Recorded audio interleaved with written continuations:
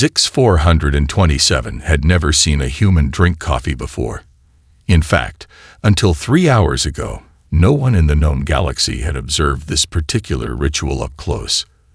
The junior xenanthropologist watched in fascination as Dr. Amanda Cooper lifted the steaming cup to her lips, a cup she had somehow managed to produce from her primitive shuttle after breaching their supposedly impenetrable shields.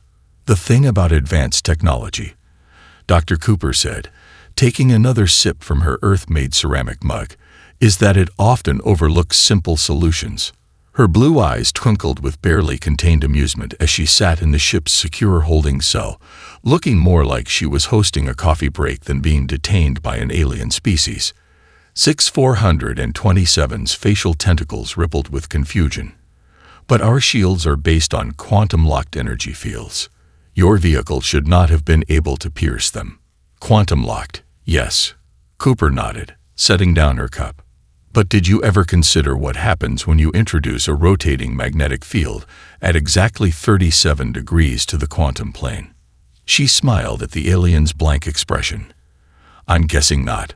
We found a particular quirk about 2 years after we reverse-engineered our first quantum shield from a crashed scout ship." The alien's purple skin paled to a lighter shade. "That is impossible. No scout ships have ever crashed on Earth." Cooper finished the sentence. "Well, officially, no. Just like officially, I'm not here right now, and officially, humanity isn't supposed to know about the galactic community." She reached for her coffee again. "You folks really should update your cloaking technology more often. The same design for 3 centuries makes it pretty easy to spot the patterns." A low vibration rumbled through the ship, causing Zix 427's environmental suit to flicker momentarily. The alien researcher checked their diagnostic panel, mandibles clicking with concern. "Don't worry about that," Cooper said casually. "It's just my colleagues saying hello. They're running about 15 minutes ahead of schedule, which is honestly a little annoying. I was hoping to finish my coffee first." "Colleagues." Zix 427's translator struggled with the sudden spike of anxiety in their voice. Cooper stood up, straightening her simple black uniform. "Did you really think I came along? The moment your ship broke quarantine, you triggered about 15 different contingency plans. I'm just the diplomatic option." She glanced at her wrist device, deliberately primitive-looking, but clearly advanced. "Right about now, Captain Reynolds and his team should be reaching your engine room. In about 2 minutes, Lieutenant Thompson will be securing your bridge. And in approximately..." She checked the device again. 45 seconds, your artificial gravity is going to..." The floor disappeared, or rather, the artificial gravity field that had been holding them to the floor vanished. Cooper remained perfectly still, while Zix 427 flailed in the sudden zero-gravity environment. "How are you doing this?" the alien demanded, trying to stabilize themselves using their suit's maneuvering thrusters. "Our systems are isolated." "Isolated, sure," Cooper agreed, somehow managing to take another sip of her coffee in zero without spilling a drop. "But they still rely on quantum entanglement for instantaneous communication between nodes. Once you understand that, it's just a matter of introducing a targeted disruption at the right frequency."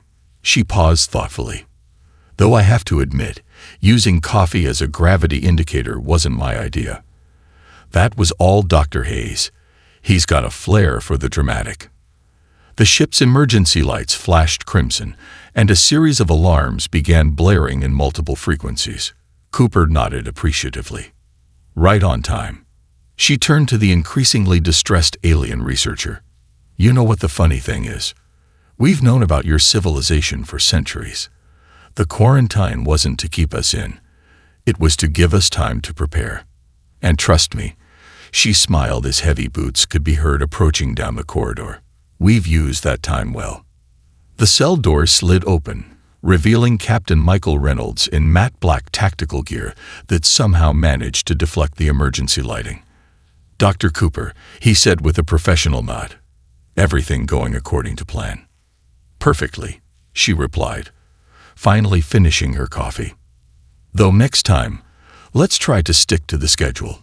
I hate rushing a good cup of coffee."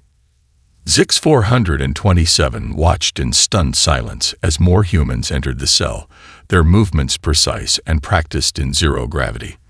The alien researcher suddenly understood with crystal clarity why Earth had been quarantined. It wasn't to protect the galaxy from humanity. It was to protect the galaxy's assumptions about what humanity could do. Captain Michael Reynolds had learned long ago that the best tactical advantage often came from being underestimated. As his 6-person team navigated through the alien vessel's maintenance shafts, he couldn't help but smile at the complete lack of security measures. The Galactic Council's species had apparently evolved beyond the concept of someone choosing to crawl through cramped spaces when matter transportation technology existed. "Sir," Sergeant Sarah Martinez whispered through their secured comm channel. "You've got to see this." She held up a handheld scanner, its screen displaying the ship's internal layout. Their power conduits run straight through these maintenance tubes. No shielding, no protection, nothing. Reynolds nodded, understanding the implications. The aliens had designed their ships with the assumption that no one would ever need to physically access these areas. Why would they? Their automated systems handled everything. "Perfect," he replied, pulling a small device from his tactical vest. "Time to show them why humans still believe in manual overrides. Team 2, are you in position?" "Affirmative, Captain." Lieutenant Thompson's voice crackled through the comm. "We've reached the access point above the bridge. They still haven't detected us. These maintenance shafts might as well be invisible to their sensors."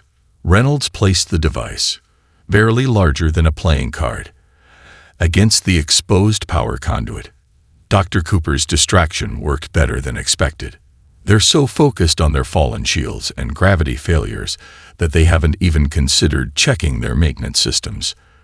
The device lit up with a soft blue glow, its surface shifting like liquid metal as it interfaced with the alien technology.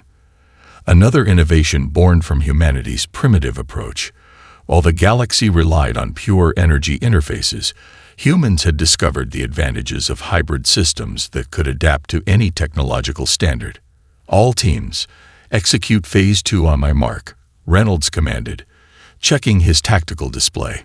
The holographic overlay, projected directly onto his retina by subcutaneous implants, showed his team's positions throughout the ship.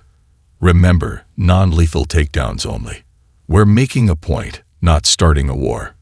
Sergeant Martinez unfolded her weapon, a deceptively simple-looking metal staff that hummed quietly with contained electromagnetic energy. The rest of the team followed suit, each checking their specialized equipment. Unlike the energy weapons favored by galactic civilizations, human weapons combined physical impact with technological enhancements. After all, why choose between advanced technology and good old-fashioned kinetic force when you could have both? Mark. The device on the power conduit pulsed once, sending a cascading series of micro-disruptions through the ship's systems. As planned, the aliens' automated defenses tried to compensate, redirecting power and rerouting critical systems.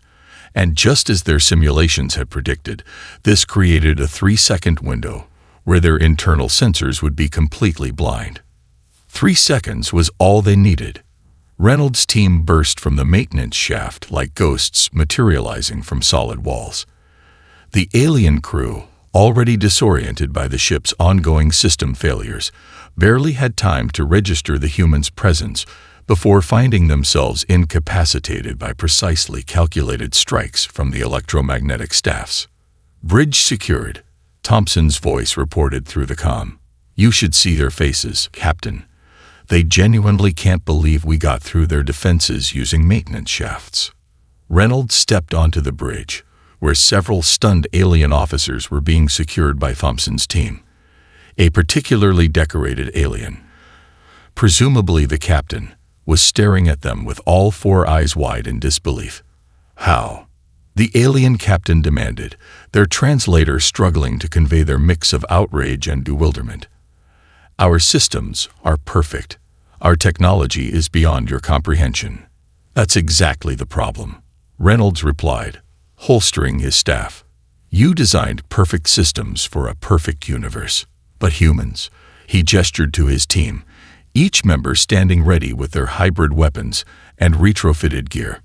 We designed imperfect solutions for an imperfect universe, and that's why we'll always find a way through. The alien captain's skin shifted through several colors before settling on a pale blue.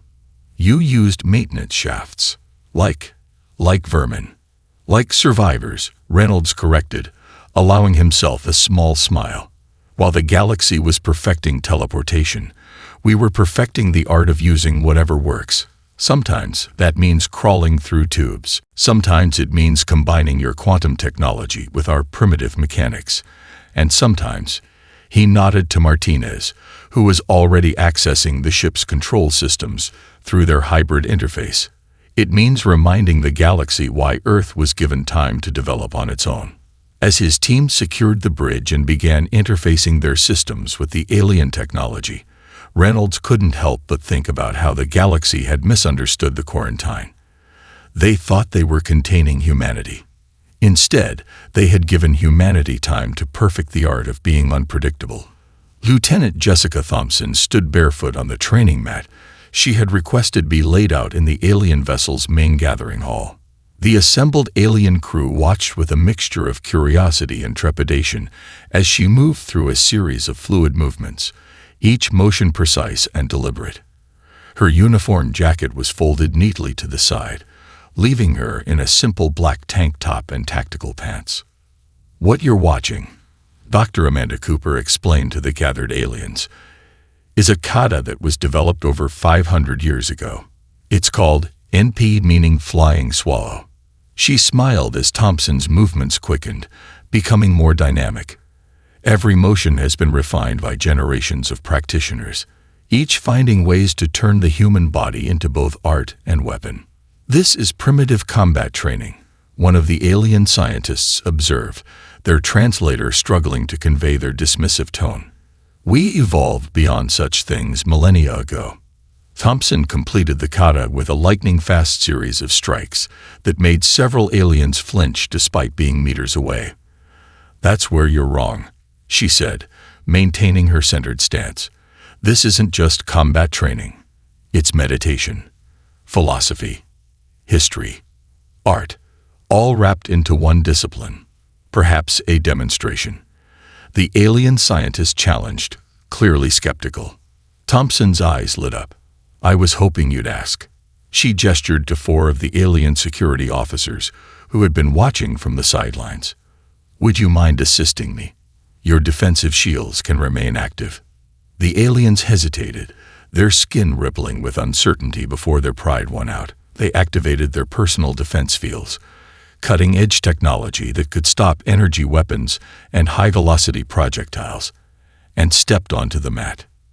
"In your combat simulations," one of them asked, "how do you usually overcome energy shields?" Thompson rolled her shoulders loosely. "We don't have energy shields in our simulations. We just train to move faster than someone can react." Before the alien could process this statement, she moved. The gathered crowd gasped as Thompson flowed between the 4 guards like water. Her first strike, a simple palm heel strike, connected before the alien's shield could even register a threat.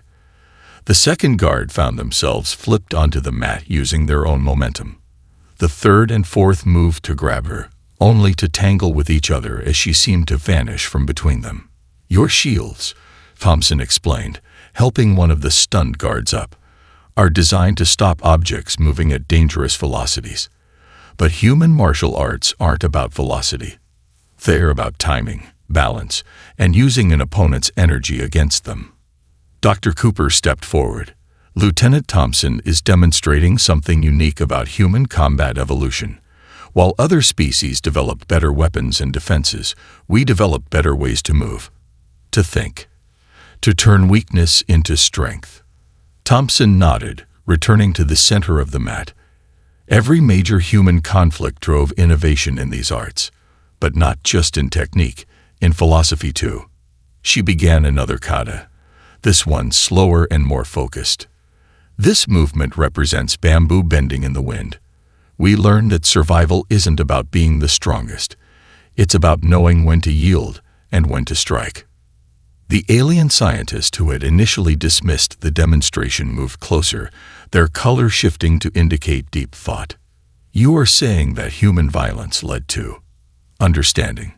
Exactly, Thompson said, transitioning into a different stance. Every art of war we developed came with an art of peace. For every technique to destroy, we created one to preserve. She gestured to her feet. Even standing barefoot on this mat is a lesson in humility and connection to one's environment. One of the younger aliens stepped forward hesitantly. Could you teach us? Thompson exchanged a glance with Cooper, both women smiling. That's why we're here, Thompson said. Humanity didn't spend centuries perfecting these arts just for ourselves. We knew that someday the quarantine would end, and when it did, she assumed a teaching stance, one that martial arts instructors had used for thousands of years.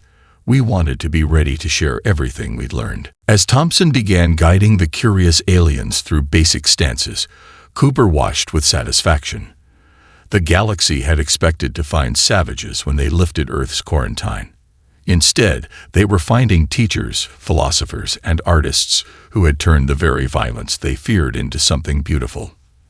The art of survival, it seemed, was just the beginning of what humanity had to offer. Colonel David Martinez stood before the observation window of Lunar Base Alpha, watching Zix-427's reactions with barely concealed amusement. The alien researcher had cycled through several color changes in the past few minutes, their chromatophores unable to settle on a single shade as they tried to process what they were seeing.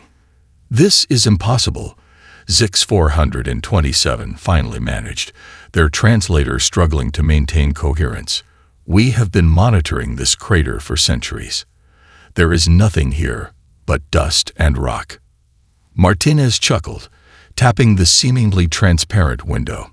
That's because you're looking at a quantum-projected image of what this crater looked like 300 years ago. He pressed a small control panel, and the illusion flickered away, revealing the sprawling city beneath Tycho Crater. Welcome to humanity's first off-world colony. Population: 50,000 and growing. The alien researcher pressed closer to the window, taking in the vista of gleaming structures and massive agricultural domes. Advanced manufacturing facilities hummed with activity, while transport vehicles moved smoothly along magnetic rails. Above it all, a massive solar array tracked the sun's movement, powering the entire complex. But the power signatures, the heat output, the radiation, how did you hide all of this? Martinez guided them to a holographic display at the center of the observation deck. Remember those quarantine beacons your people set up around the solar system? He activated the display, showing a network of alien satellites. Turns out they were broadcasting on quantum frequencies that could be modified. We didn't need to destroy or disable them. We just had to understand them. The display shifted, showing how the human engineers had subtly altered the beacon signals. Every time your sensors looked at the moon, the beacons fed them ancient data. Perfect camouflage, courtesy of your own technology. He smiled. Though I have to admit, figuring out how to modify quantum signals with our primitive technology took some creative thinking. A group of children ran past the observation window, laughing as they played in the lunar gravity. Zix-427's sensory tendrils quivered at the sight. You have raised multiple generations here. The first colonists arrived 60 years ago, Martinez confirmed, leading them toward a transit pod. Would you like to see how we did it? The residential district has some interesting solutions for long-term lunar living. The pod whisked them through transparent tubes that offered panoramic views of the base.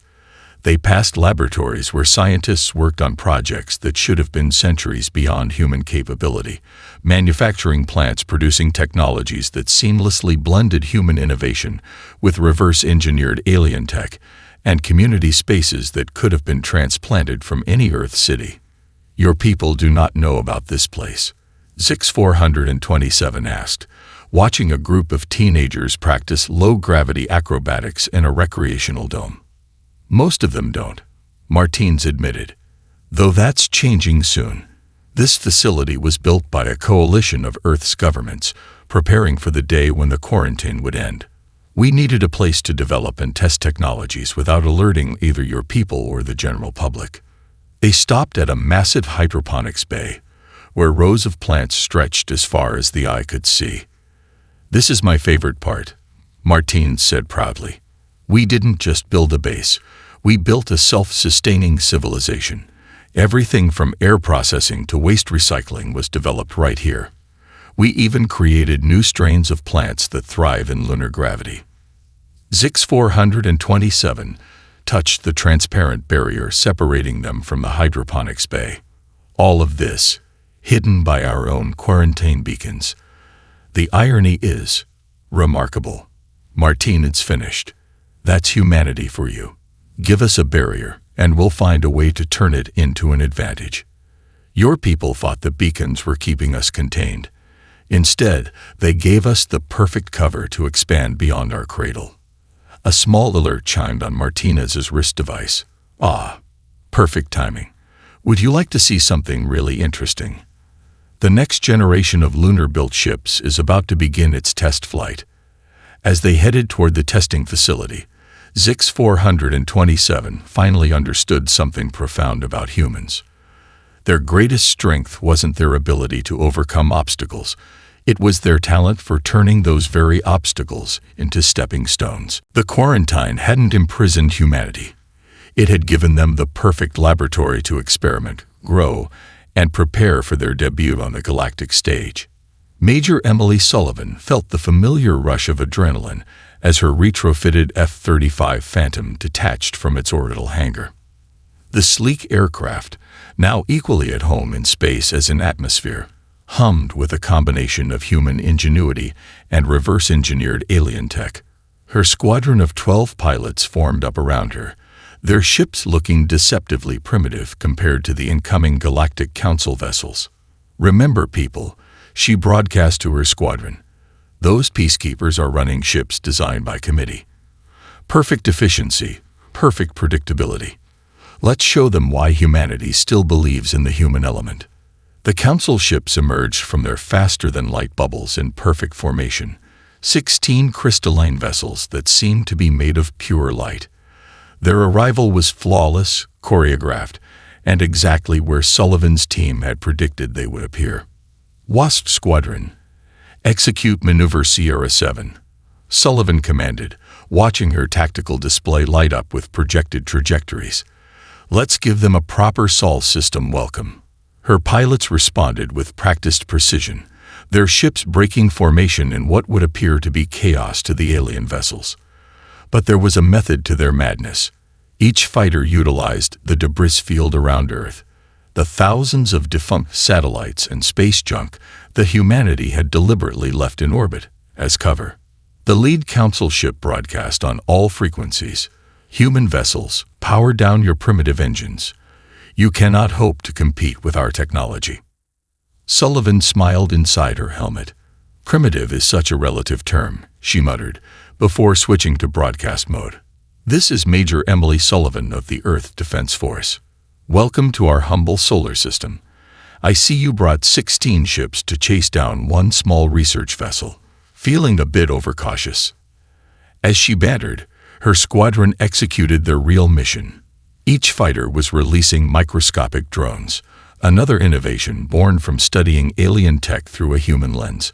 While the Council relied on massive energy shields, humans had learned that sometimes smaller was better.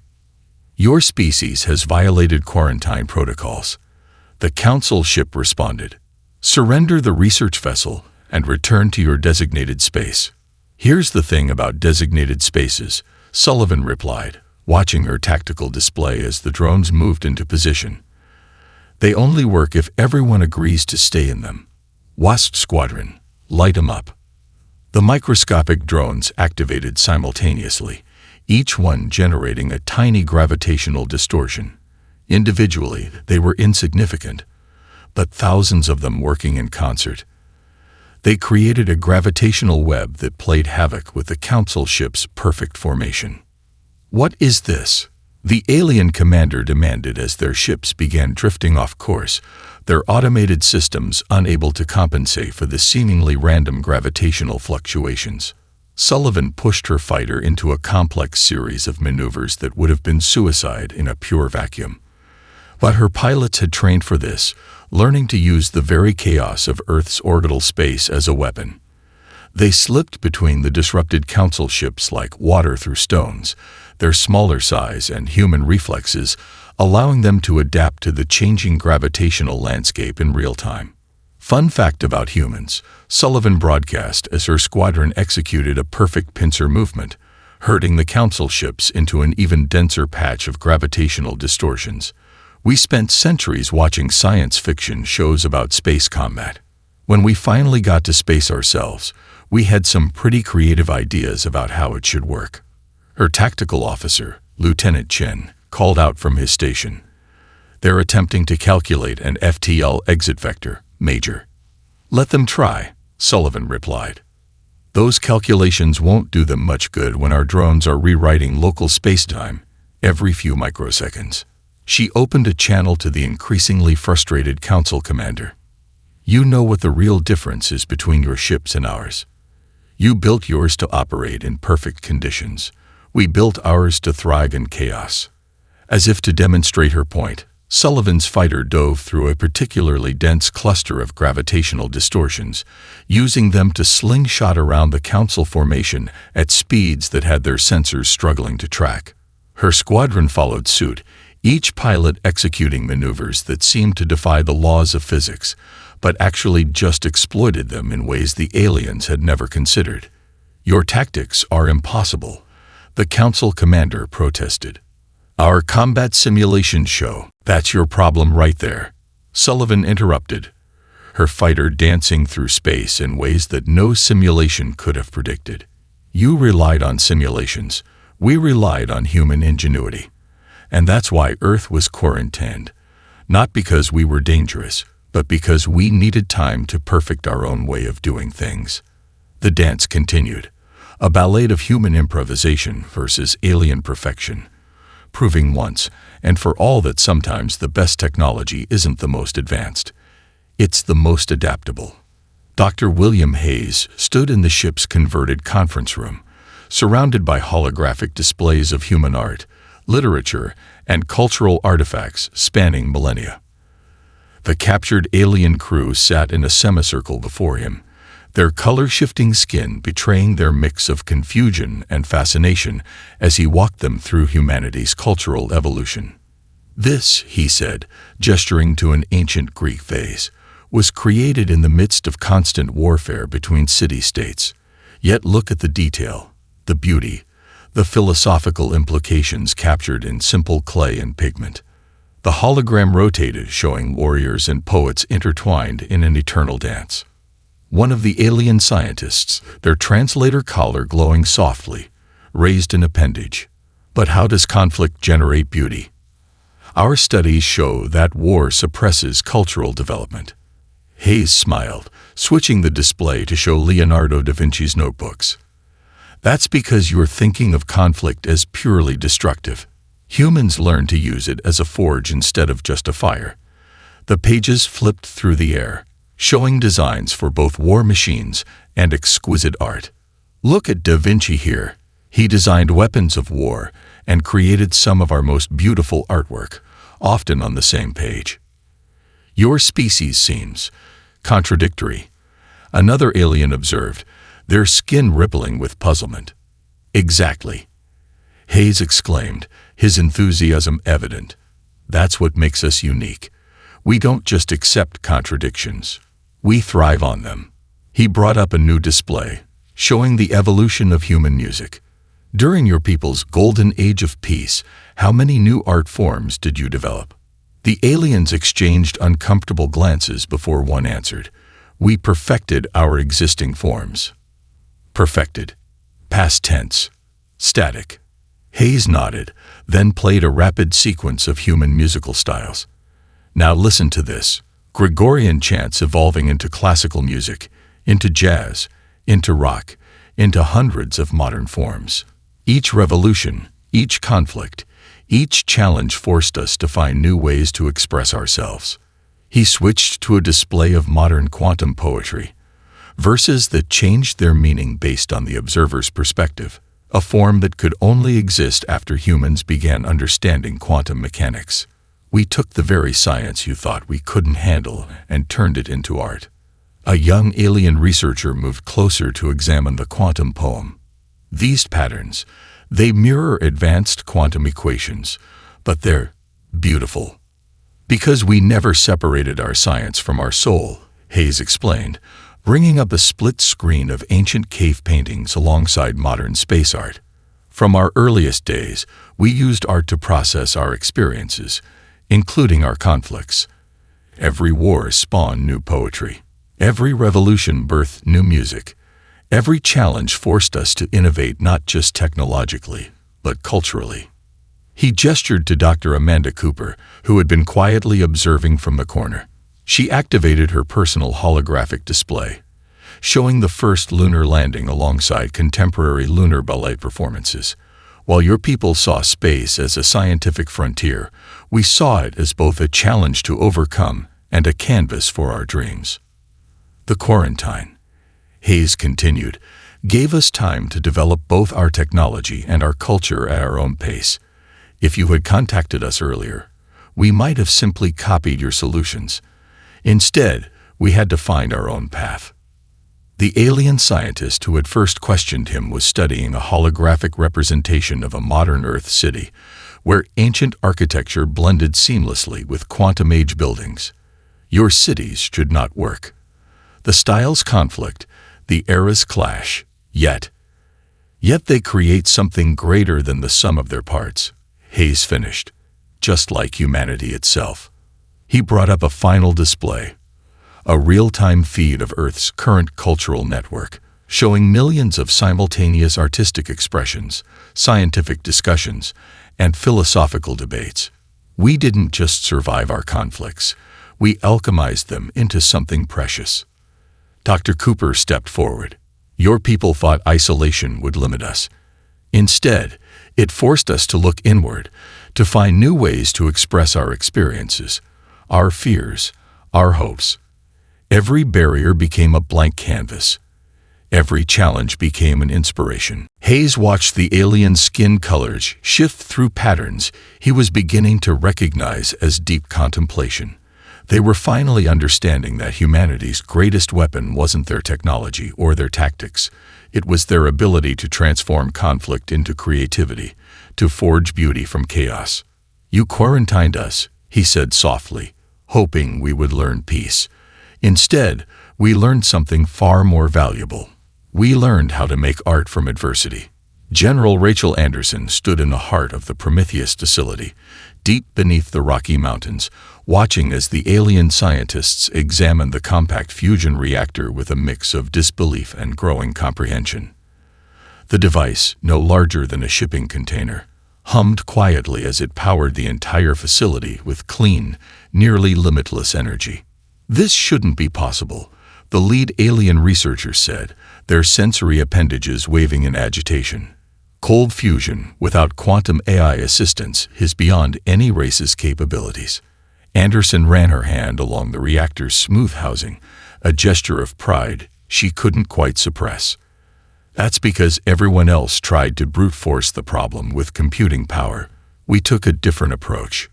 She gestured to the wall of photographs behind her, showing hundreds of scientists who had contributed to the project over decades. When we recovered our first piece of alien technology, she continued, we could have spent all our resources trying to reverse engineer it. Instead, we asked ourselves a different question.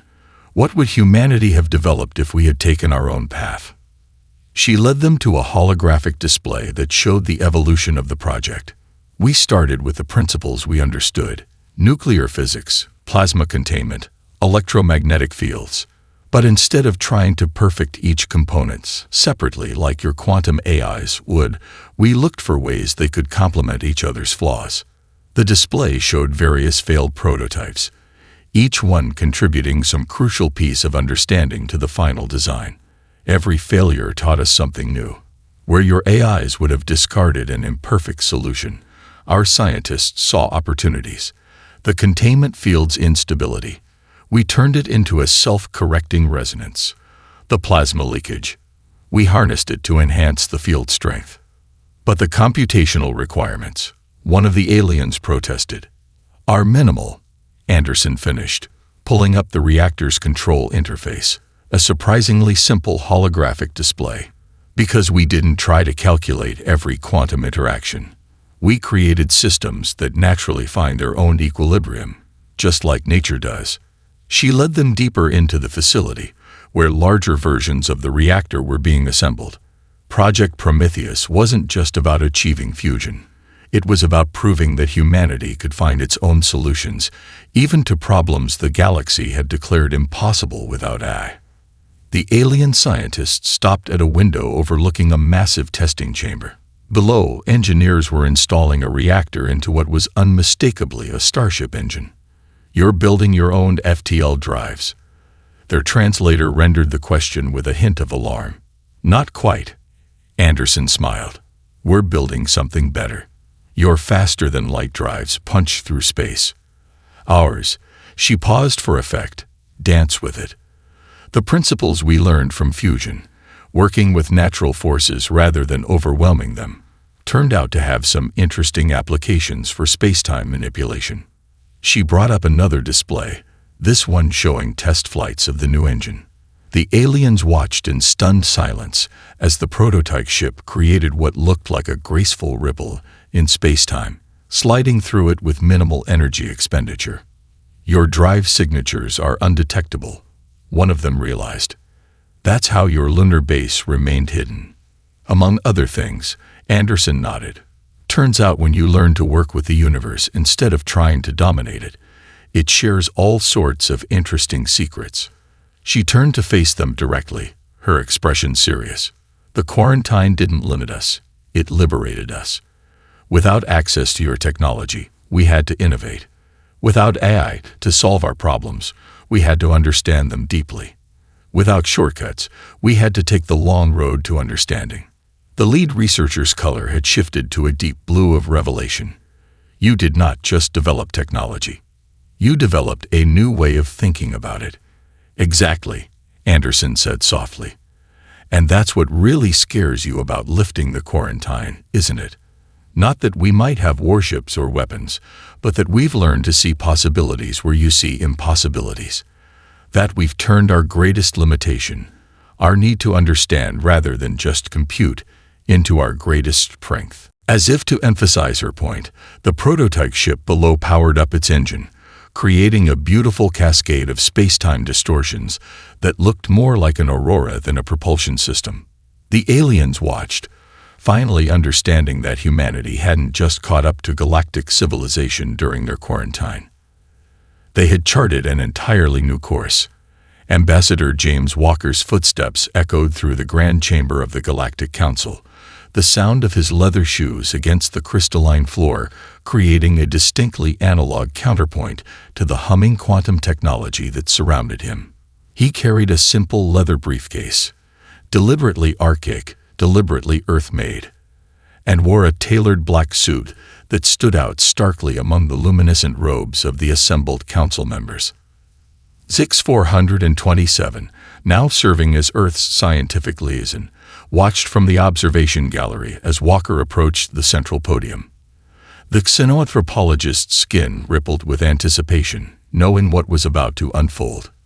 "Representatives of the Galactic Council," Walker began, his voice carrying naturally without technological assistance, "I come before you not to request Earth's admission to your august body, but to propose a partnership." The chamber's quantum field translator rendered his words in the native languages of all 2,000 species present. Murmurs rippled through the assembly as Walker placed his briefcase on the podium. "You come with demands." The high speaker's voice resonated through the chamber. "After violating quarantine." Walker smiled, that distinctly human expression that X-427 had learned could mean so many things. "No demands. only opportunities. He opened the briefcase with a simple brass clasp. And as for the quarantine violation, I believe we need to discuss who violated what. He withdrew a single sheet of paper, actual paper, made from earth trees, and held it up. This is the original quarantine order, issued 300 years ago. We found it in a crashed scout ship decades ago. Would you like to know what it actually says? The High Speaker's color shifted to a deeper shade of authority. We are familiar with the document. Are you? Walker laid the paper on the podium. Because it's not a quarantine order at all. It's a development directive. Your predecessors didn't isolate Earth because they feared us. They did it because they saw something in humanity that needed time to grow. He activated a small device from his pocket, and the chamber's holographic systems displayed the document's text, translated into all languages. The directive specifically states that humanity showed, and I quote, unique adaptive capabilities and innovative potential that must be allowed to develop independently of galactic influence. The chamber erupted in a cascade of color changes, and translator rendered exclamations. Walker waited patiently for the commotion to settle. For 3 centuries, he continued, we thought we were being punished. Instead, we were being protected, allowed to develop our own solutions, our own technologies, our own way of thinking. And now we're ready to share what we've learned. From his briefcase, he withdrew a series of small objects, laying them on the podium one by one. Cold fusion without AI assistance. Space drives that work with physics instead of against it. Medical techniques that combine technology with the body's natural healing. Art that bridges the quantum and classical worlds. Each item he placed seemed deceptively simple, but Zix 427 knew their true significance. Humanity hadn't just caught up with galactic technology. They'd approached it from entirely new angles. But these achievements, a council member interjected, they are primitive compared to our technology. Different, Walker corrected firmly. Not primitive. We don't want to replace your technology. We want to complement it. You've perfected the art of using quantum computers to find perfect solutions. We've mastered the art of finding elegant solutions through understanding and intuition. He gestured to the chamber around them. Your civilization has achieved incredible things through artificial intelligence and quantum computing. But there are questions AIs can't ask, solutions they can't see, because they're too perfect, too logical. Sometimes you need human intuition, human creativity, human imperfection, to find a new path forward. The High Speaker's color had shifted to a shade Zix 427 had never seen before. You are suggesting a true partnership, not assimilation into the council. Exactly. Walker smiled again, closing his briefcase with a definitive click. Earth doesn't want a seat at your table. We want to help build a new table, one that combines the best of both our approaches. Your quarantine gave us time to develop something unique. Now it's time to see what we can achieve together. As the chamber erupted in discussion, Zix 427 reflected on their journey from that first coffee-drinking encounter with Dr. Cooper. The galaxy had expected to find primitives when they lifted the quarantine. Instead, they found something far more valuable, a species that had turned isolation into innovation, restrictions into creativity, and their own imperfections into their greatest strength.